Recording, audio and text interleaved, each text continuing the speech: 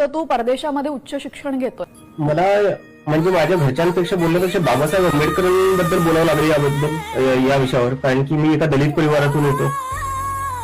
जर बाबासाहेबांनी जर आम्हाला शिक्षेचा अधिकार नसता दिला तर माझे वडील शिक्षण घेऊ शकले नसते, आणि जर त्यांना शिक्षण भेटलं नसतं तर मी अमेरिकेला कुठून आलो असतो. मी जरी अमेरिकेला रिझर्वेशनवर नाही आलो पण माझे वडील तर त्याच्यावरच शिकलेत ना. बाबासाहेबांनी जो अधिकार दिलाय त्यांनी, तर आमच्या परिवाराचं पूर्ण जर तुम्ही पाहायला गेलं तर त्याच्यात सगळ्यात जास्त क्रेडिट बाबासाहेब आंबेडकरांना जातं, आणि त्याच्यानंतर हा माझ्या वडिलांना जातं. की इतकी वर्ष आपण बाबासाहेबांचे विचार उराशी घेऊन पुढे जातोय, मात्र खूपच गरीब घरात त्यांचा जन्म झालेला होता आणि दुष्काळात वाढलेले होते ते म्हणजे मला माझी आजी सांगते कधी कधी की घरात खायला भाकरी नसायच्या, तशा याच्यात ते जगलेले आहेत. आणि त्याच्यामुळे त्यांना मध्ये शाळाही सोडावी लागली होती, पण त्यांच्यात शिकण्याची एवढी